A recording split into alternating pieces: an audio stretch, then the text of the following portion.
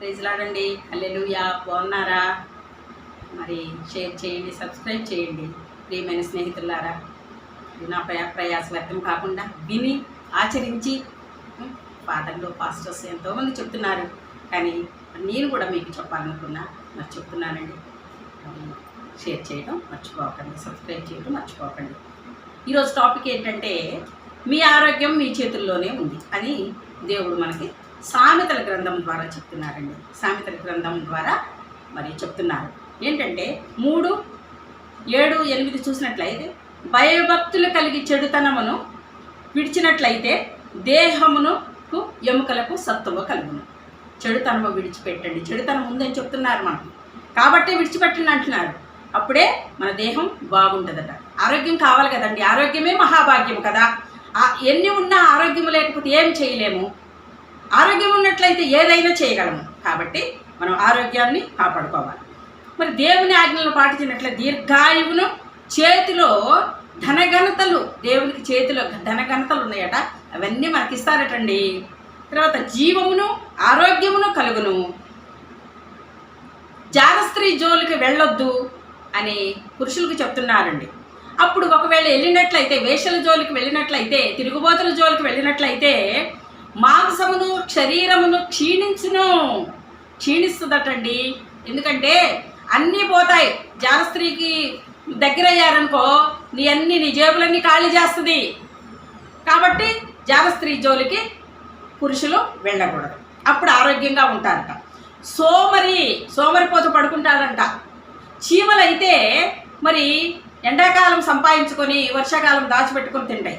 సోమరిపోతు ఎండాకాలం పడుకుంటాడు, వర్షాకాలం పడుకుంటాడు, చలికాలం పడుకుంటాడు. కాబట్టి చీమల యొద్దకు వెళ్ళము. సోమరిపోతుకు చింకిన బట్టలు ధరింపజేస్తాయి. ఎందుకంటే ఏం పని చేయడు కదండి. సోమరిపోతాడు సోమరిగా ఉంటుంటాడు.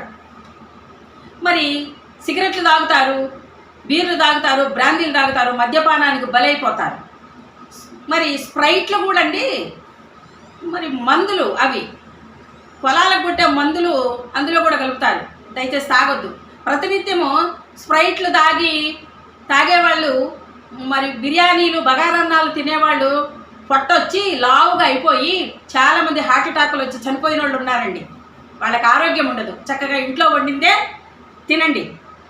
మరి దేవుడికి ఇష్టం లేనివి కొన్ని ఉన్నాయి, అవి లేకపోతే ఆరోగ్యంగా ఉంటామంట.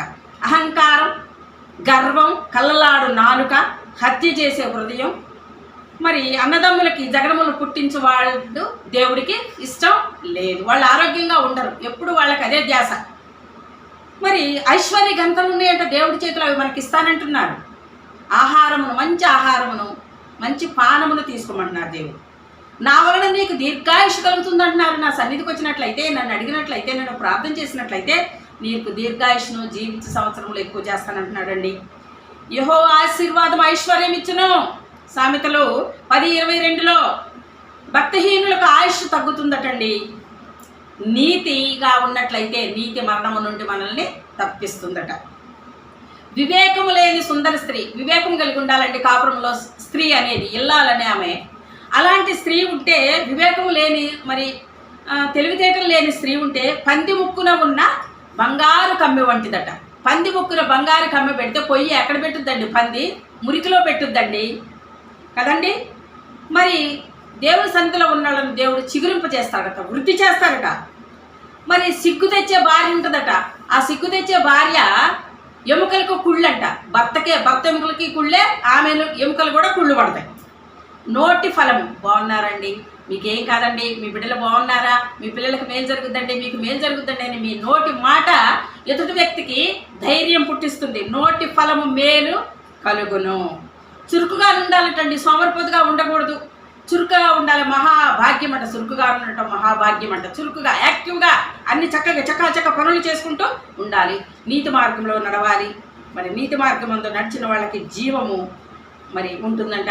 జ్ఞానమైన నాలుక ఆరోగ్యదాయకము. మరి ఇంకా చాలా ఉందండి. కాబట్టి నెక్స్ట్ మరలా రేపటి టాపిక్లో మళ్ళీ మనం కలుసుకుందాం. మరి ఒక చిన్న పాట పాడుకుందాం. నే సాగెద యేసునితో నా జీవిత కాలమంతా, నే సాగెద యేసునితో జీవిత కాలమంతా యేసుతో నడిచేదా, యేసుతో గడిపేదా, పరమున చేరగానే వెళ్ళేదా, హాలోకు వలె సాగేదా, సాగేదా యేసునితో నా జీవిత కాలమంతా. తల్లియే మరచిన, తండ్రియే మరచిన, బంధువులే నన్ను వెలివేసిన, బలవంతునితో సాగేదా, సాగేదా యేసునితో నా జీవిత కాలమంతా. ప్రార్థన చేసుకుందామండి. పరిశుద్ధుడైన ప్రభా, పరలోకమందున్న మా రాజా, నీ పాదముల వందనాలు నాయన, నీకు స్తోత్రముల ప్రభా.